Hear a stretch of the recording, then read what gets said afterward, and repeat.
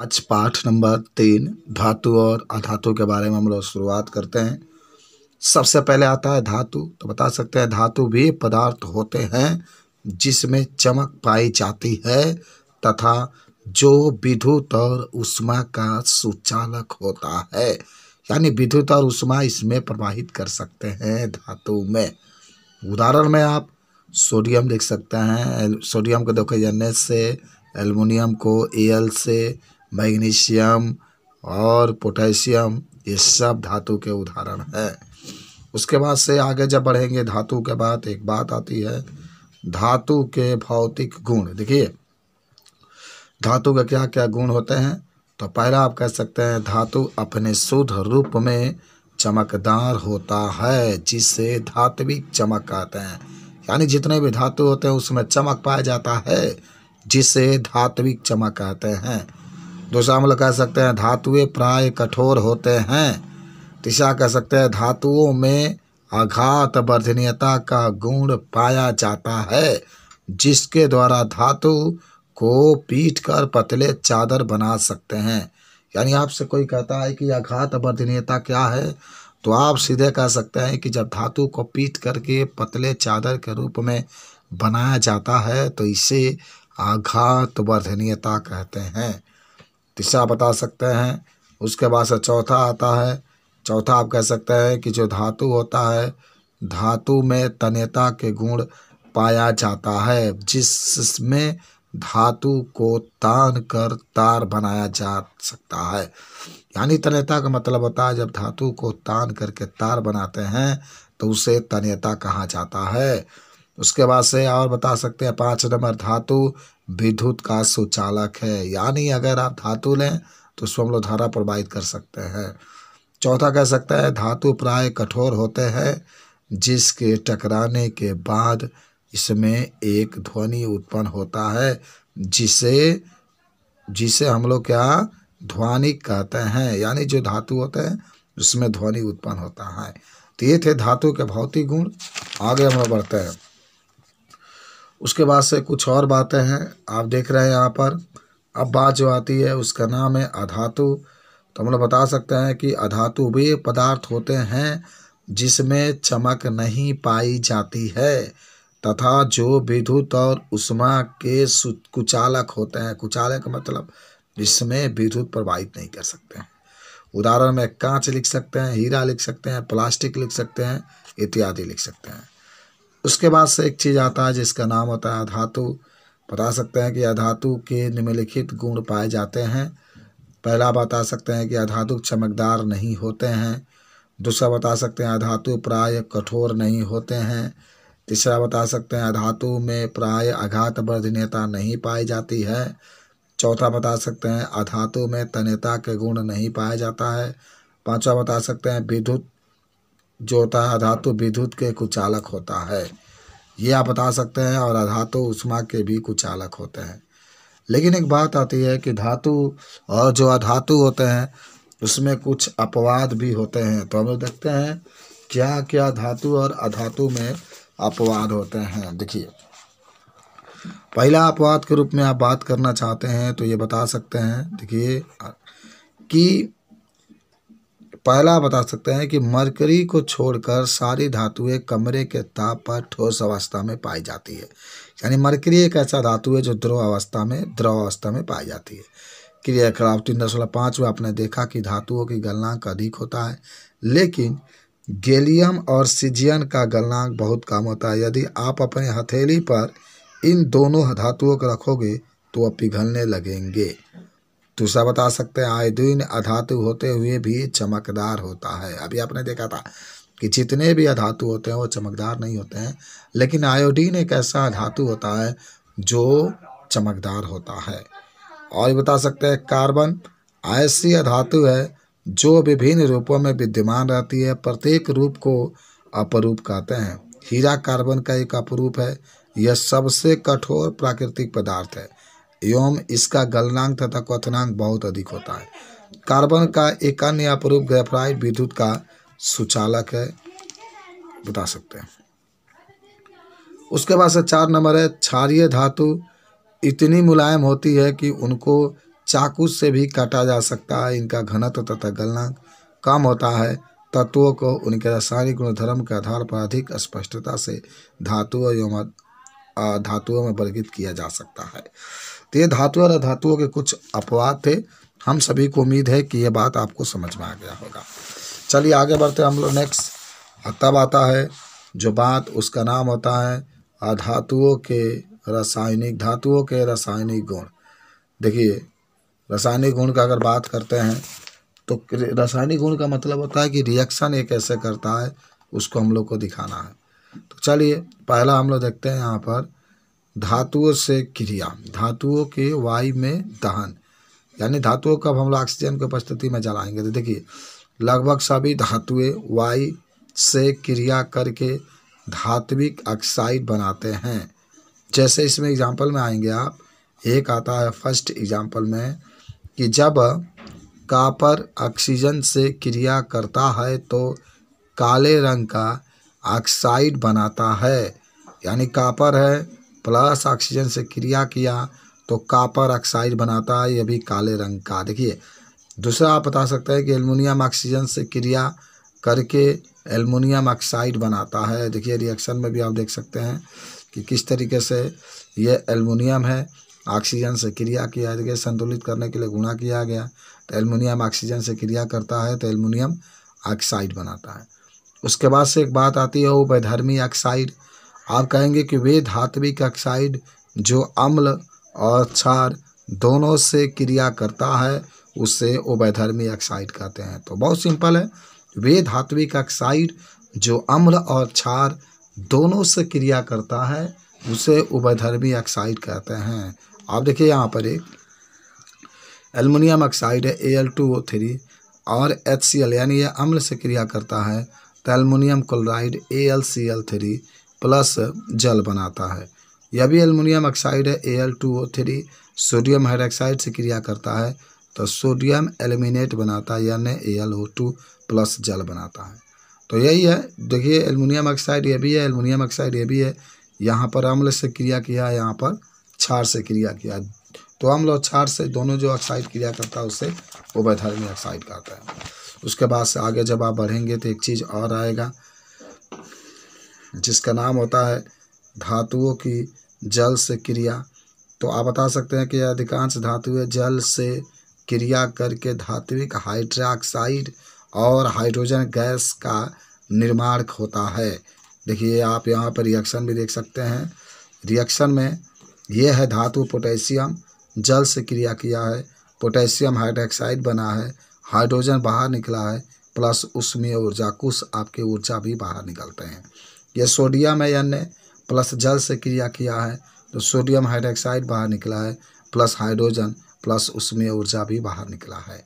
ये कैल्शियम है, ये जल है, कैल्शियम हाइड्रोक्साइड बना है प्लस हाइड्रोजन है प्लस आपका ऊष्मीय ऊर्जा के रूप में भी कुछ बाहर निकला है।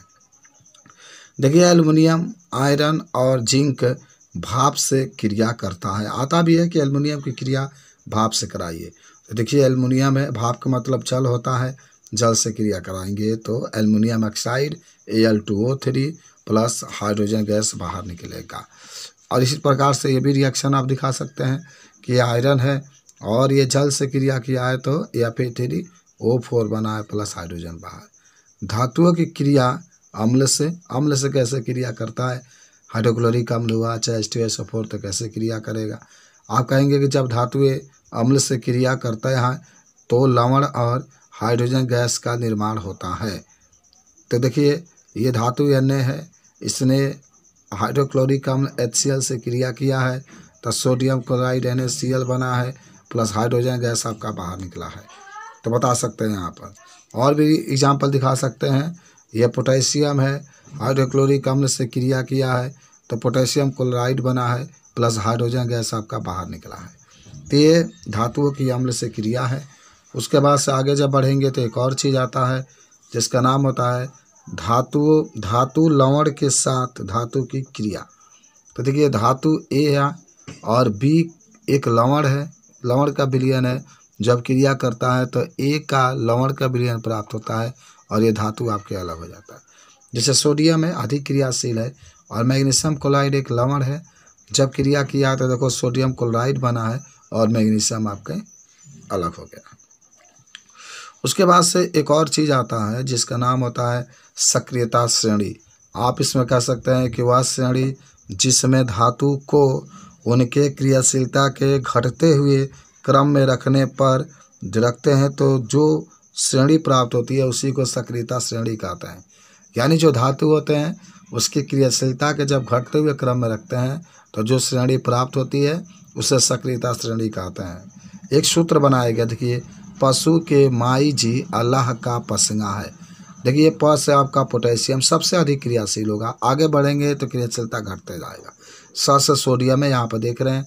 क से कैल्शियम है, म से मैग्नीशियम है, ई से एल्युमिनियम है, जी से जिंक है, अ से आयरन है, ल से लेड है, ह से हाइड्रोजन है, का से कापर है, प से पारा है, स से सिल्वर है और ग से गोल्ड है। ये क्रियाशीलता को घटते हुए क्रम में रखा गया है। उसके बाद से आगे हम लोग बढ़ते हैं। जब आगे जाएंगे तो एक और आता है कि धातु और अधातु कैसे क्रिया करते हैं। धातु और अधातु आपस में कैसे क्रिया करते हैं तो बता सकते हैं कि धातु और अधातु किसी दूसरे तत्व से क्रिया तब करते हैं जब धातु और अधातु दोनों के बाहरी कोश अपूर्ण होते हैं। यानी इलेक्ट्रॉनिक विन्यास में अपूर्ण जब होते हैं, पूरा 8 नहीं होता है तो क्रिया करता है। जब कोश पूर्ण होते हैं तो वह किसी से क्रिया नहीं करते हैं। तो मैं आपको बता दूं कि सारणी 3.3 से हम लोग जानेंगे कि कौन सा धातु क्रिया करता है और कौन सा धातु क्रिया नहीं करता है, क्योंकि जो धातु होते हैं वही क्रिया करते हैं जो अपूर्ण होते हैं। तो आइए हम लोग देखते हैं। देखिए एक सारणी यहाँ पर दर्शाया गया है और इसमें यहाँ पर आप देख रहे होंगे लिखा गया है तत्वों के प्रकार। यहाँ पर तत्व, यहाँ पर परमाणु संख्या जिसको परमाणु क्रमांक भी कहते हैं, यहाँ पर कोश में इलेक्ट्रॉनों की संख्या के, एल, एम, एन। अब देखिए उत्कृष्ट गैस, वर्ग 18 में जो तत्व आते हैं उसको उत्कृष्ट गैस कहते हैं। हीलियम है, इसका परमाणु क्रमांक 2 है, इसके के में 2 है। नियान आता है 10 होता है परमाणु संख्या, 2 और 8, इसका देखिए पूरा है 8 है। आर्गन आता है 2, 8 और 8 18 होता है। तो ये किसी से क्रिया नहीं करते क्योंकि इसका अष्टक पूरा होता है। धातु में सोडियम आइए 11 होता है 2, 8, 1। मैग्नीशियम आइए 12 होता है 2, 8, 2। एल्युमिनियम आइए 13 होता है 2, 8, 3। देखिए इसका अपूर्ण यही क्रिया करता है। पोटेशियम है 2, 8, 8, 1 19 होता है। कैल्शियम है 2, 8, 8, 1 2 हो जाएगा।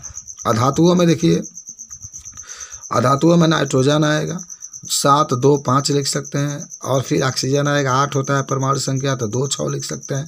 फ्लोरीन का 9 होता है तो 2 और 7 लिख सकते हैं। फास्फोरस का 15 परमाणु संख्या होता है तो 2, 8, 5 लिख सकते हैं। सल्फर का 16 होता है तो 2, 8, 6 लिख सकते हैं। क्लोरीन का 17 होता है तो 2, 8, 7 लिख सकते हैं। और इस तरीके से आप बता सकते हैं कि कैसे ये क्रिया करता है। चलिए आगे हम लोग बढ़ते हैं। उसके बाद से नेक्स्ट जो बात आती है, आपका नया जो टॉपिक आता है उसका नाम होता है आयनिक यौगिक। अब बताएंगे कि जब धातु और अधातु आपस में इलेक्ट्रॉनों के स्थानांतरण से जो बंध बनाते हैं उसे आयनिक बंध कहते हैं। तथा जिन यौगिकों में आयनिक बंध पाया जाता है तो उन्हें आयनिक यौगिक कहते हैं।